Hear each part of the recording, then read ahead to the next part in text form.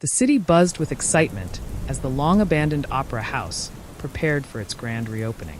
Once the jewel of the city's cultural scene, it had languished in darkness for decades, a decaying monument to a forgotten era. Now, restored to its former glory, it was set to host a dazzling performance that promised to reignite its former splendor. But beneath the glamour, the opera house harbored a darker secret. The crew worked tirelessly under the chandelier's dim glow, their laughter and chatter masking a growing unease. The ancient walls seemed to whisper warnings, and the air grew colder with each passing hour. Equipment malfunctioned inexplicably, stage lights flickered ominously, and strange noises echoed through the corridors. As the final touches were made, the crew noticed peculiar things. A spotlight, once perfectly positioned, had inexplicably shifted. A grand piano, silent for years, seemed to be playing an eerie melody of its own. The staff chalked it up to nerves and old machinery, but seasoned technician Rick Collins felt an unsettling chill. Rick was not alone. A team of investigators, led by Dr. Marcus Reed, had been discreetly hired by the government to assess the opera house's supernatural activity. Dr. Reed, a seasoned paranormal expert, was accompanied by Lydia Boone, a sensitive psychic, and Nina Wells, a tech specialist.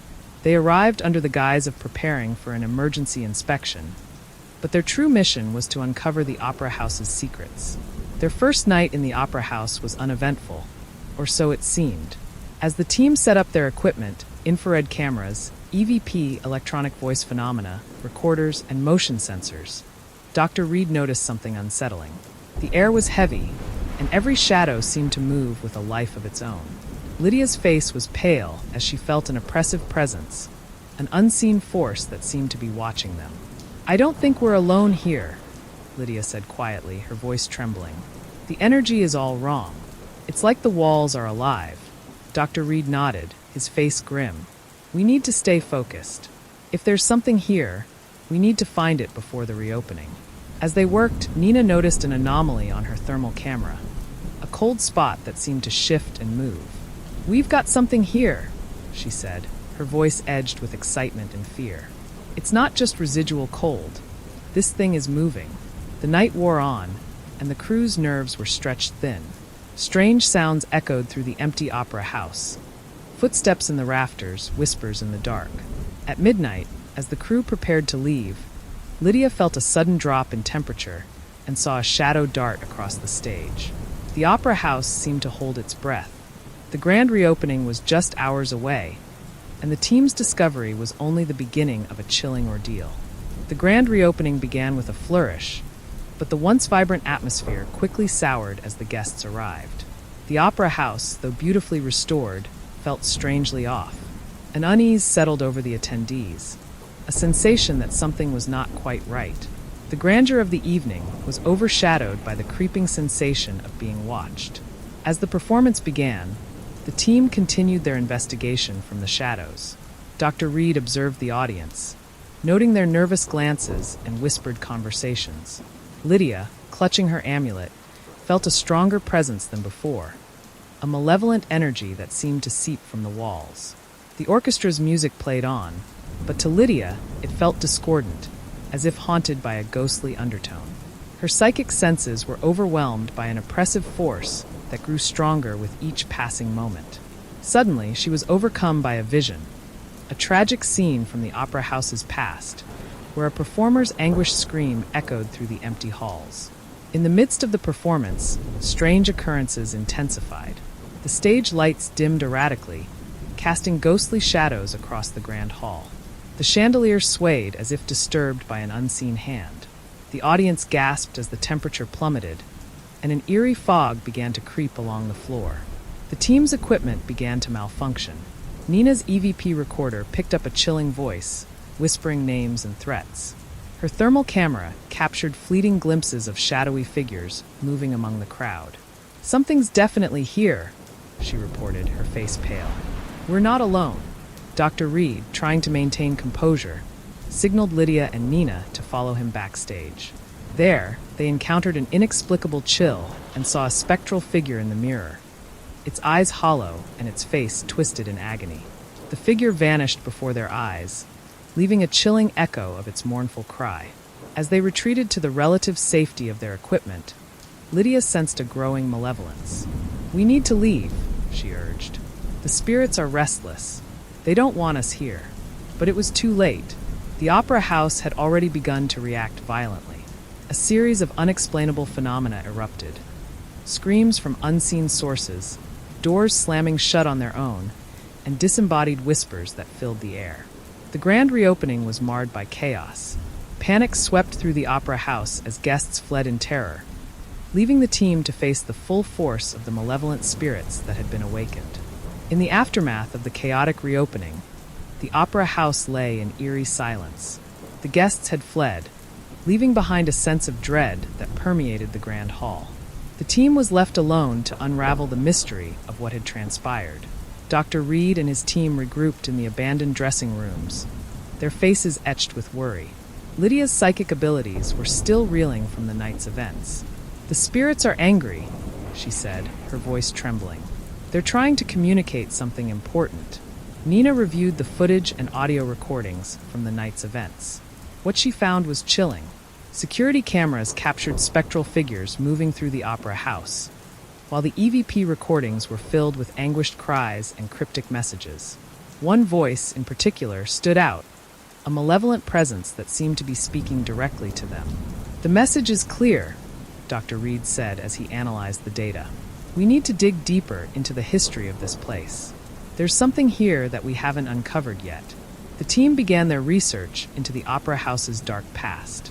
They discovered that the building had been the site of numerous tragedies, including murders, suicides, and mysterious disappearances. The most shocking revelation was a series of occult rituals performed by a secret society that once operated within the opera house. The team learned that the society had used the opera house for dark ceremonies, seeking to summon and control malevolent entities. The rituals were said to have left a permanent stain on the building, a curse that could not be easily removed. As they delved deeper, Lydia experienced disturbing visions of these rituals. Spectral figures performing dark ceremonies, their eyes glowing with an otherworldly light. She saw the spirits of those who had been sacrificed, trapped in a limbo of torment. The team realized that the spirits they had encountered were not just random hauntings, but were tied to these ancient rituals. The opera house was a focal point for dark energies, a place where the veil between the living and the dead was dangerously thin. With this new knowledge, Dr. Reed and his team prepared for the next phase of their investigation. They would need to confront the spirits head-on, unravel the mystery of the rituals, and attempt to break the curse that had plagued the opera house for so long.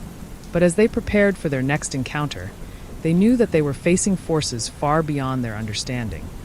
Forces that would test their courage and resolve in ways they could never have imagined. The opera house was now a shell of its former grandeur. The once vibrant hallways and ornate fixtures were tainted by an oppressive gloom.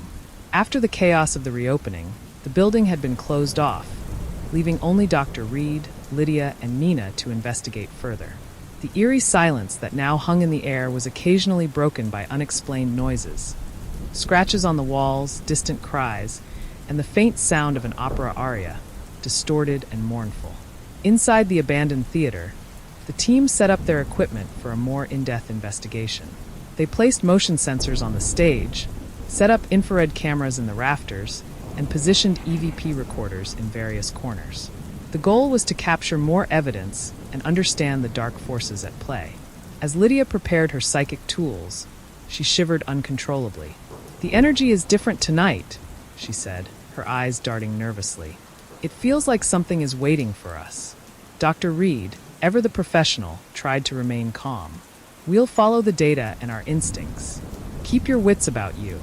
The night began uneventfully, with only minor disturbances, stray gusts of wind, the occasional flicker of a light. But as the hours passed, the atmosphere grew heavier, charged with a malevolent presence. Lydia's senses were assaulted by a suffocating sense of dread. She began to feel as if invisible hands were brushing against her skin, and she heard whispers in a language she could not understand. Suddenly, the stage lights dimmed, and the grand piano began to play by itself. The haunting melody echoed through the empty theater, its notes sharp and discordant. Nina, who was monitoring the cameras, noticed something peculiar.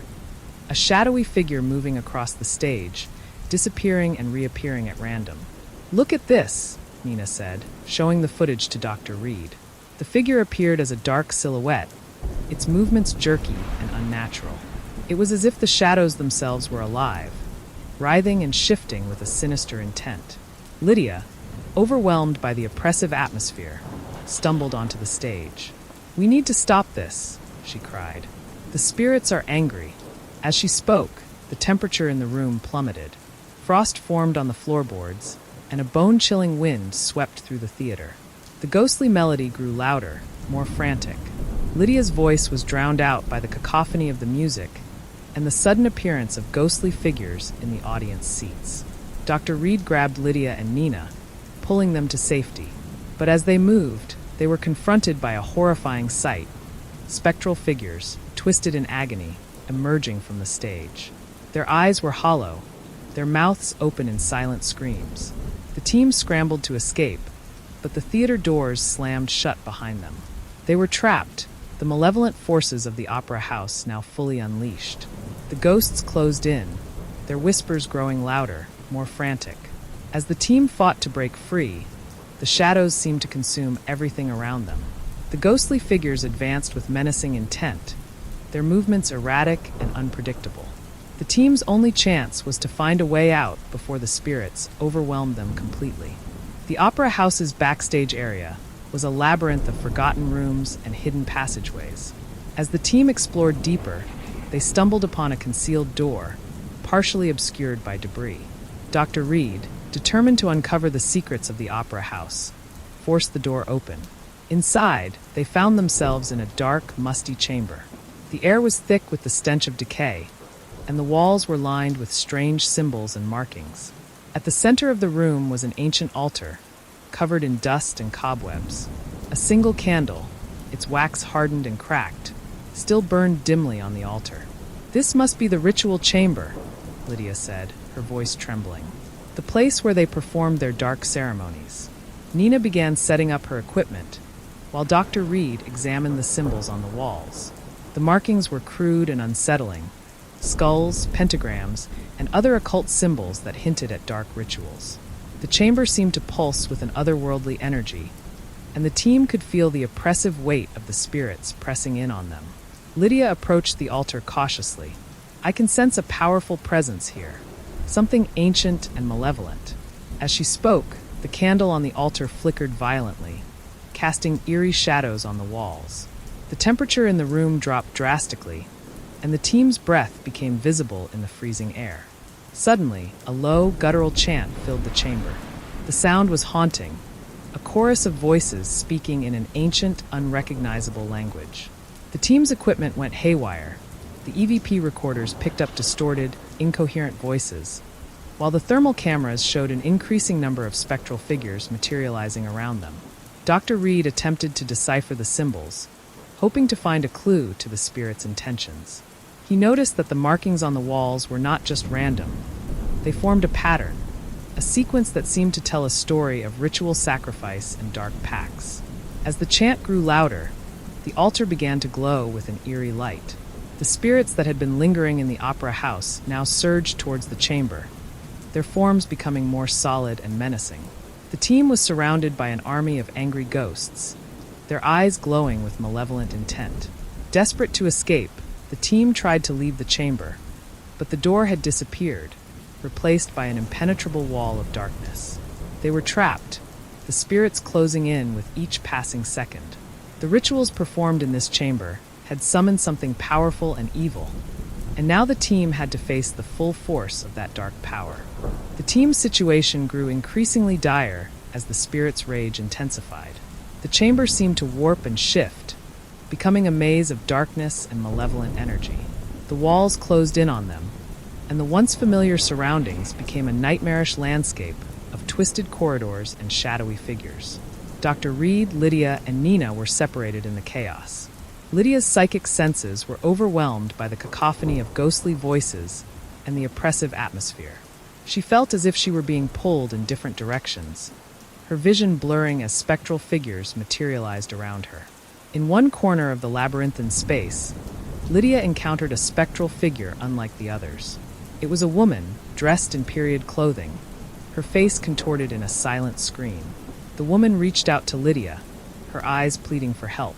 Lydia tried to communicate with the apparition, but the ghost's anguished wails were drowned out by the rising cacophony of voices. The phantom seemed to be trying to convey a message, but its words were lost in the overwhelming noise. Meanwhile, Dr. Reed and Nina were trying to find their way out. The darkness seemed to shift and pulse, making it impossible to determine which direction was safe. They encountered shadowy figures that reached out to them, their touch cold and malevolent. Every time they thought they had found a way out, the path seemed to close off, leaving them deeper in the labyrinth. As they pressed on, Dr. Reed discovered a hidden passage behind a wall of shadows. He and Nina squeezed through, emerging into what appeared to be a hidden chamber. This room was different from the ritual chamber. Its walls were lined with old portraits, their eyes seeming to follow them as they moved. In the center of the room stood an ornate mirror, its surface covered in a thick layer of dust. The mirror's frame was intricately carved, depicting scenes of torment and despair. As Nina approached the mirror, she felt a chill run down her spine. "Be careful," Dr. Reed warned. "This could be the source of the haunting." Nina wiped the dust off the mirror's surface, revealing a reflection that was not their own. The glass showed scenes of ghostly apparitions, their faces twisted in agony. The mirror seemed to pulse with a malevolent energy, its surface rippling as if alive. Suddenly, the mirror's reflection changed, showing a dark figure standing behind them. The figure's eyes glowed with a sinister light, and its mouth twisted into a mocking grin. The figure reached out from the mirror, its hand emerging through the glass. Dr. Reed and Nina backed away, their hearts racing. The mirror was a portal, a gateway to the spirits that haunted the opera house. The dark figure advanced, its presence filling the room with an overwhelming sense of dread. The team's fight for survival had reached a critical point. They needed to confront the evil within the mirror and escape the opera house before it consumed them entirely. As the phantom's hand reached out, the team prepared for their final confrontation with the malevolent force that had been unleashed. The ornate mirror in the hidden chamber was unlike anything Dr. Reed and Nina had ever seen. Its surface seemed to breathe, warping and shifting as if it were a living entity. The dark figure that emerged from it was both mesmerizing and horrifying, its eyes glowing with an intense, malevolent light. The air in the room grew cold and thick, as if the mirror were drawing in the warmth and light from the surroundings. Nina, her breath coming in short, panicked gasps, tried to step back, but her feet felt like lead. "It's like it's pulling us in," she whispered, her voice barely audible over the eerie hum that filled the chamber.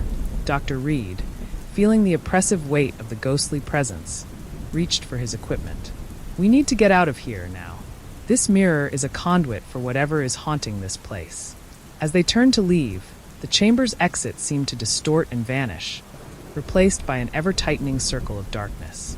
The mirror's reflection grew more distorted, showing twisted versions of their own terrified faces. The dark figure's hand was now fully through the glass, reaching out with a skeletal grip. The temperature plummeted, and frost began to form on the mirror's surface. A bone-chilling wind swept through the room, carrying with it the faint echoes of anguished screams. The mirror's reflection shifted again, showing scenes of the opera house in flames, its grandeur reduced to ruins. Dr. Reed, gripping his flashlight tightly, swung it towards the mirror. The light flickered and dimmed as if the mirror were absorbing the energy. "We have to break it," he said, his voice shaking. "It's the only way to stop whatever this thing is." Nina, her hands trembling, grabbed a nearby chair and hurled it at the mirror. The chair shattered against the glass, but the mirror remained unscathed. The dark figure's grin widened, and the room seemed to close in on them, the shadows crawling along the walls like living things. With a burst of adrenaline, Dr. Reed picked up a heavy brass candlestick and smashed it against the mirror. The glass cracked, and a deafening shriek filled the room. The dark figure recoiled, its hand retreating back into the mirror. The room began to spin, and the oppressive darkness lifted, but only slightly. The mirror's surface was now covered in spiderweb-like cracks, each one pulsating with a sinister light. The team's relief was short-lived as the mirror began to emit a low, resonant hum. Shadows danced around them, and the air crackled with energy. As the mirror's power began to wane, the figures from the reflections started to emerge, their forms writhing and distorting. The room was filled with the grotesque, phantom apparitions of those who had suffered in the opera house. Their faces were twisted in eternal torment, their eyes hollow and dark. Dr. Reed and Nina stumbled back, their minds reeling from the sight. "We have to get out of here," Dr. Reed shouted, but the shadows seemed to close in around them, making every escape route appear more treacherous. The team managed to escape the mirror's chamber, but the opera house's curse seemed to follow them. The hallways were a maze of darkness and despair, each corner filled with the echoes of ghostly wails and the scent of decay. The building's once majestic architecture was now a nightmarish labyrinth of shadows and malevolent spirits. Dr. Reed and Nina were separated from Lydia in the chaos. They made their way through the dimly lit corridors, their only guide being the flickering light of their flashlights.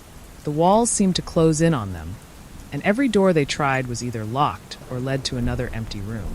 "Lydia!" Nina called out, her voice echoing through the empty halls. "Can you hear us?" There was no response, only the unsettling silence punctuated by the occasional whispering voices. The air was thick with the oppressive weight of the spirits, their presence almost palpable. The temperature dropped even further, and the team's breath became visible, curling in the icy air. As they rounded a corner, they were confronted by a horrifying sight. The hallway was lined with portraits, each one depicting the twisted faces of the opera house's past victims. The eyes in the paintings followed them, their expressions filled with anguish and rage. Suddenly, the walls began to bleed, a dark, viscous substance that dripped and pooled on the floor. The once grand theater had become a grotesque parody of its former self, a place of suffering and horror. "We need to find Lydia and get out of here," Dr. Reed said, his voice grim. "We've got to finish what we started and break this curse." As they continued their search, the opera house seemed to come alive with malevolent intent. The floorboards creaked and groaned, and spectral figures appeared in their path, their forms writhing and shifting. The team was constantly on edge, their nerves frayed by the relentless attacks of the spirits. They finally found Lydia in one of the opera house's abandoned dressing rooms. She was huddled in a corner, her face pale and her eyes wide with terror. "The spirits, they're everywhere," Lydia said, her voice trembling. "I can't get them out of my mind. They're showing me their suffering, their pain." Dr. Reed and Nina helped Lydia to her feet, and the team made their way back to the main theater. The shadows seemed to follow them, their whispers growing louder and more frantic. The opera house was alive with the spirit's rage, and the team knew they had to confront the heart of the curse before it consumed them. Back in the main theater, the team prepared for their final confrontation with the opera house's dark forces.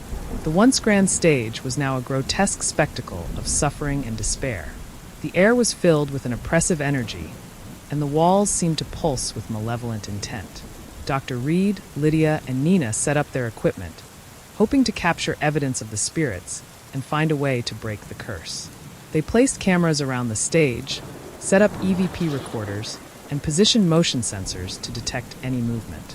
As they worked, the temperature in the room dropped significantly. The air grew heavy with an overwhelming sense of dread.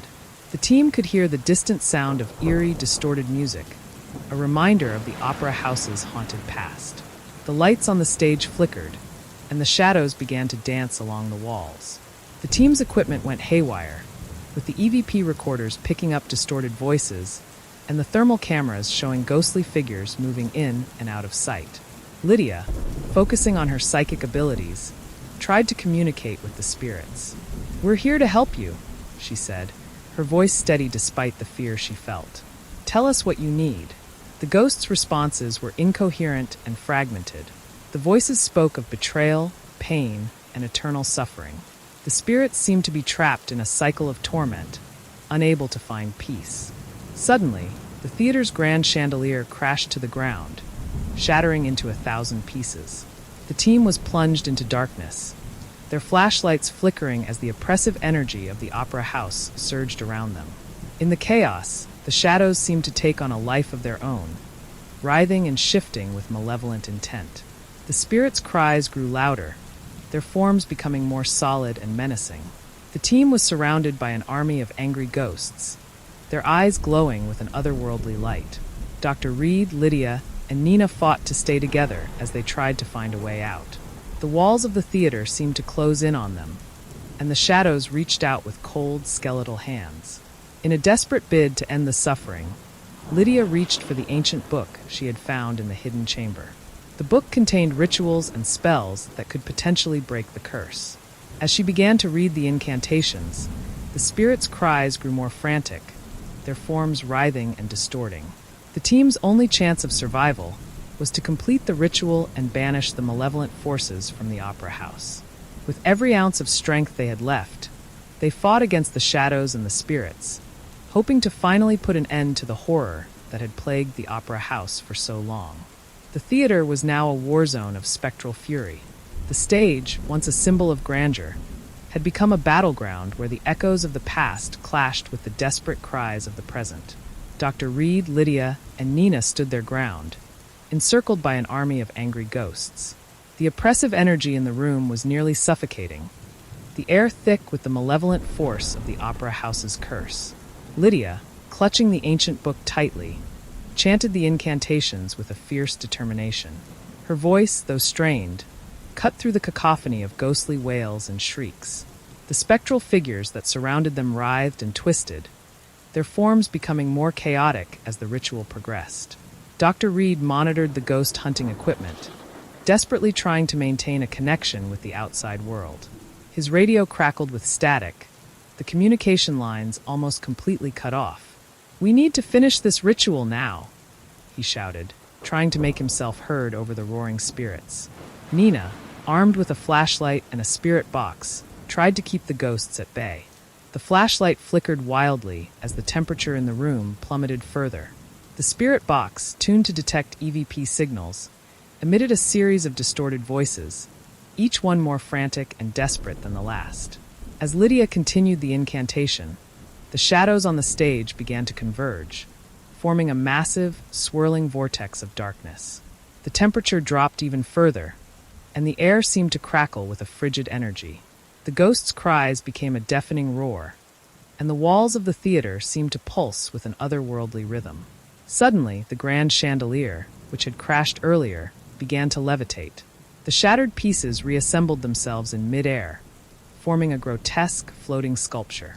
The chandelier's crystals glowed with a sinister light, casting eerie reflections across the theater. It was as if the theater itself was fighting back against the ritual, unwilling to relinquish its hold over the spirits. Lydia's voice grew hoarse as she pushed through the incantation. "We need more time," she gasped. "It's resisting us. The curse is strong." Dr. Reed grabbed a nearby candlestick and used it to fend off the shadows encroaching on their position. Each swing seemed to cut through the darkness, but the shadows quickly regrouped. The spectral figures' faces were twisted in agony, their eyes glowing with a malevolent fire. In a desperate move, Nina grabbed a vial of salt and began to spread it in a circle around the ritual site. The salt acted as a barrier against the spirits, creating a temporary shield that kept the ghosts at bay. The circle of salt began to glow with a faint, protective light, repelling the shadows that tried to cross it. As Lydia reached the final lines of the incantation, the theater was engulfed in a blinding flash of light. The spirits' cries reached a fever pitch, and the swirling vortex of darkness began to collapse inward. The oppressive energy in the room intensified, and the walls trembled with the force of the ritual's power. The light reached a crescendo, and then suddenly it was gone. The room fell into a profound silence, the only sound the distant echo of the theater's past. The ghosts, once menacing and fierce, had vanished, leaving only the remnants of their tortured existence. Dr. Reed, Lydia, and Nina stood amidst the aftermath, their faces illuminated by the faint glow of their equipment. The theater, though still eerily quiet, felt lighter, the oppressive weight of the curse seemingly lifted. Exhausted but relieved, Lydia closed the ancient book with a sigh of relief. "It's over," she said, her voice filled with both exhaustion and triumph. "The curse has been broken, The team made their way out of the opera house, the dawn's light breaking through the darkness. The once haunted theater was now a place of quiet reflection, its spirits finally at rest. The curtain had fallen on the tragic drama of the opera house, and its haunted past was finally laid to rest.